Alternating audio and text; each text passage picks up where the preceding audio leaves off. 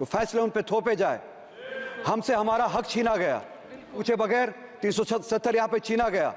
हमसे पूछे बगैर हमारे खिलाफ फैसले लिए गए। हमसे पूछे बगैर हमारा स्टेटस, हमारा डेमोक्रेटिक राइट हमसे छीना गया। यूनियन बजट के साथ साथ जम्मू कश्मीर का भी बजट डिस्कस किया जा रहा है, टेबल किया गया है। डिस्कस तो नहीं किया जा रहा है, टेबल किया गया है, क्योंकि डिस्कशन में अभी तक सिर्फ एक मेंबर के अलावा जो कि जम्मू कश्मीर से ताल्लुक़ रखते हैं, उनके अलावा जम्मू कश्मीर के हवाले से किसी ने बात नहीं की। चेयरमैन साहब, आपके ज़रिए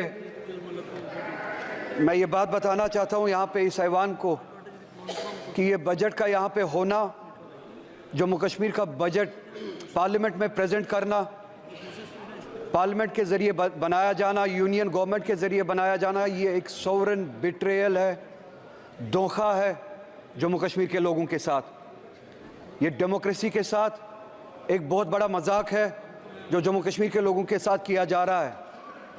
डेमोक्रेसी में इस तरह के फैसले लोग खुद लेते हैं, अपने ज़रिए लेते हैं, अपने लिए लेते हैं, जिसे कहते हैं democracy, by the people, for the people, of the people.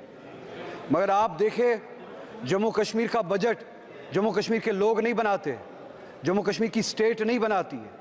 आज 70 साल के बाद जम्मू कश्मीर के लोगों के साथ इतना बड़ा धोखा किया गया और उस रियासत को इस हद तक गिराया गया कि उससे उसका बजट, उसके फैसले करने का हक भी छीना गया।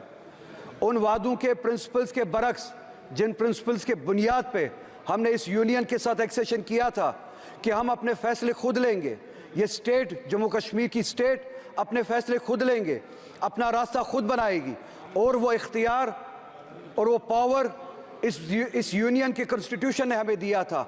आज आप देखिए, हमें न सिर्फ अपने फैसले लेने का इख्तियार नहीं है, न सिर्फ अपने बारे में फैसले और रास्ते बनाने का इख्तियार नहीं है, बल्कि हम पे फैसले थोपे जाते हैं। बजट यहाँ पे बनाया जाता है। आज आप मुझे बताइए, हर एक रियासत का, हर एक स्टेट का बाशिंदा यहाँ पे बैठा हुआ है, किस स्टेट में ऐसा होता है कि उस स्टेट का बजट वो स्टेट खुद ना बनाए, उन पे वो थोपा जाए, वो फैसले उन पे थोपे जाए। हमसे हमारा हक छीना गया, हमसे हम हर तरह के वो डेमोक्रेटिक राइट्स जो उस स्टेट के बनते थे 2019 में आपने छीने। 370 एक कड़ी थी जिसके ज़रिए हम इस मुल्क से जुड़े थे, और उस आइन के उस आर्टिकल के ज़रिए हमें वो हुकूक दिए जाते थे, हमें हमारे सब्जेक्ट्स पे लेजिस्लेट करने का हक दिया जाता था। हमसे पूछे बगैर 370 यहाँ पे छीना गया, हमसे पूछे बगैर हमारे खिलाफ फैसले लिए गए, हमसे पूछे बगैर हमारा स्टेटस, हमारा डेमोक्रेटिक राइट हमसे छीना गया। नतीजा ये है कि आप आज कहते हैं कि जम्मू कश्मीर यूनियन टेरिटरी है, जिसे मैं आज भी कबूल नहीं करता हूँ। एक ऐसी रियासत जिसके पास अपनी लेजिस्लेटिव पावर थी, कॉन्स्टिट्यूशनल पावर थी, आज उनके पास कुछ नहीं है। नतीजा ये निकला कि बजट यहाँ पे बनाया जाता है और उस बजट में मजाक किया जाता है जम्मू कश्मीर के लोगों के साथ। एम्प्लॉयमेंट के हवाले से आप देखिए, जम्मू कश्मीर की रियासत 2019 के बाद आज पहली बार 70 सालों में पहली बार अनएम्प्लॉयमेंट मुल्क में सबसे ज़्यादा है जम्मू कश्मीर है।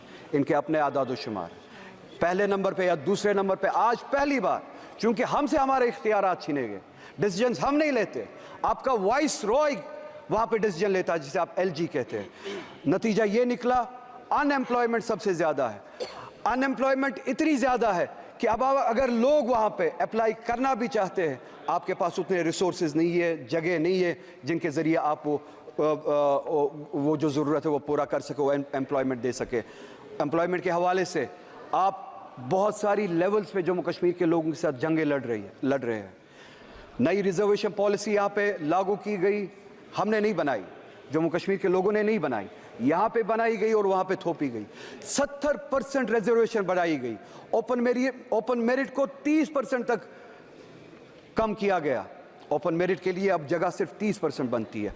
ये एक ऐसी लड़ाई है जहाँ पे ये चाहते हैं कि वहाँ पे क्लास वॉर हो, सोसाइटी के जो मुख्तलिफ सेक्शंस है आपस में लड़े, जो हमारे बैकवर्ड क्लासेस है जिनके लिए हम चाहते और हमेशा से रिजर्वेशन थी और हम चाहते थे उनको सपोर्ट मिले, वो ऊपर आए। उनको ओपन मेरिट के साथ लड़ाया जा रहा है, क्योंकि तनासुब जो है, रेशो जो है पॉपुलेशन का, उस हद तक नहीं है जिस हद तक रिजर्वेशंस बढ़ाई गई। 70% के हद तक रिजर्वेशंस बढ़ाई गई, ओपन मेरिट को घटाया गया, जिससे क्लास वॉर, सेक्शन वॉर होने का एक खदशा है। मेरी गुजारिश करते हुए शर्म आती है, क्योंकि मैं फिर से कहूँगा, हमारे हाथ में इख्तियार ही नहीं है। इन्हें भी सोचना चाहिए। एक रियासत है जहाँ पे हमें अब उस हद तक गिराया गया है कि यहाँ के भीख मांगनी पड़ती है, हम अपने फैसले नहीं ले पाते। इनसे गुजारिश है, ओपन मेरिट को या सुप्रीम कोर्ट की जो कैप है उस हद तक रखे, या पॉपुलेशन का जो रेशियो है, पॉपुलेशन के हिसाब से जो कैटेगरीज है, पॉपुलेशन का जो रेशियो है, उस हिसाब से आप रिजर्वेशन करें, ताकि वो जो ओपन मेरिट पे इस वक्त तलवार चल रही है वो ना हो।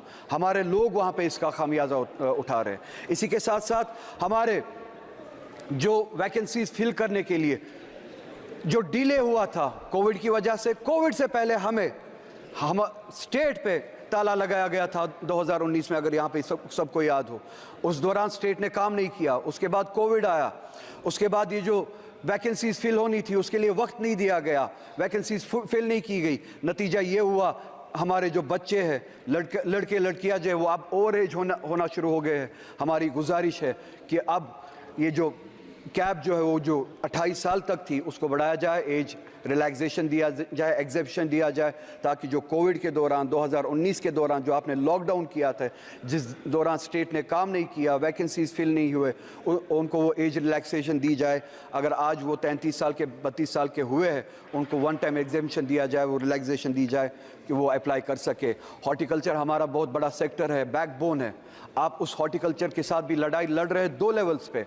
चेयरमैन साहब, आपके जरिए इन्हें बताना चाहता हूँ, एक टॉक्सिक हमारी खाद वगैरह जो हमारे लिए पेस्टिसाइड्स यहाँ से भेजी जाती है, जानबूझ के टॉक्सिक भेजी जाती है, जिससे हमारे पेड़ पौधे ख़राब किए जाते हैं। दूसरी लेवल पे हमारा जो सेब कश्मीर से आता था, उसको पिछले साल, अगर आपने सुना हो, रोका गया, और यहाँ से मुल्क से बाहर, चाहे वो ईरान से हो, चाहे USA से हो, सेब लाया जाता है without tax, without import duty सेब लाया जाता है। यहाँ की मार्केट मंडियाँ भरी गई है बाहर के सेब से, जिन पे इंपोर्ट ड्यूटी नहीं लगाई गई।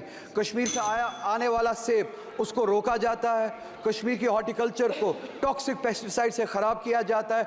2 लेवल्स पे हमारे साथ जंग लड़ी जाती है। हमारी इकॉनमी को कमज़ोर किया जाता है, हमारे हॉर्टिकल्चर को कमज़ोर किया जाता है। मेरी गुजारिश है, हम चाहते हैं, जम्मू कश्मीर की आवाम चाहती है कि इंपोर्ट ड्यूटी लगाई जाए, जो बाहर से सेब आता है उस पर इंपोर्ट ड्यूटी लगाई जाए, और जो ये टॉक्सिक पेस्टिसाइड हमें भेजा जाता है उस हवाले से काम किया जाए। ये पेस्टिसाइड हमारे बीच ना भेजा जाए, हमारे साथ इस तरह की जंगें ना लड़ी जाए। हमें जी हाँ, मैं वो बात भी करूँगा। वक्त मेरे पास ज़्यादा नहीं है, आपका हाथ घंटी पे है। हमारे साथ हर तरह की ज़्यादती होती है, वक्त भी उसी तरह की एक ज़्यादती है, मैं जानता हूँ। मैं एक बार ना चाहते हुए यहाँ पे दोहराना चाहता हूँ, मैं यहाँ पे इलेक्शन की भीख मांगने के लिए नहीं आया हूँ। मैं यहाँ पे अपना स्टेटस और अपना कॉन्स्टिट्यूशनल राइट जो 370 के ज़रिए हमें दिया गया था वो मांगने आया हूँ। मगर जाते जाते यहाँ पे ये इस वक्त की स्पीच कंक्लूड करते करते चेयरमैन साहब, आपके ज़रिए पूरे मुल्क को याद दिलाना चाहता हूँ कि सुप्रीम कोर्ट ने इस गवर्नमेंट को डायरेक्शन दी थी कि सितंबर तक वहाँ पे डेमोक्रेटिक गवर्नमेंट कायम की जाए। सुप्रीम कोर्ट की डायरेक्शन के मुताबिक अगले महीने सितंबर का महीना शुरू होने वाला है, मगर अभी तक, बस एक मिनट में कंक्लूड कर रहा हूँ, अभी तक वहाँ के डेमोक्रेटिक वहाँ के इलेक्शन के लिए अभी भी कोई प्रोसेस शुरू नहीं हुआ है। आपसे गुजारिश है, डेमोक्रेसी के लिए, for the spirit of democracy, उन्हें डायरेक्शन दे, कम से कम सुप्रीम कोर्ट की डायरेक्शन पे अमल करे और वहाँ पे इलेक्शंस कराए। और यहाँ पे जैसे कि अखिलेश जी ने कहा, सीटें अगरचे इन्होंने बढ़ाई है, जो ये मुल्क भर में रिजर्वेशन और पिछड़े हुए क्लासेस के बारे में बातें करते हैं, उस हवाले से ये जवाब दे बजट में और अपने प्लान में जम्मू कश्मीर की असेंबली में इन्होंने उस हवाले से क्या किया है। मैं आपका बहुत ही ज़्यादा शुक्रगुजार हूँ, आपने मुझे वक्त दिया। वक्त मिलता तो बहुत ज़्यादा कहता। इन सभी से गुजारिश है कि ये जो हमने बातें की है इन पर गौर करें और हमारी तरफ से भी बात करें, इनका अटेंशन फोकस जम्मू कश्मीर की तरफ ले, हमारे मसले हल कराए। बहुत बहुत शुक्रिया।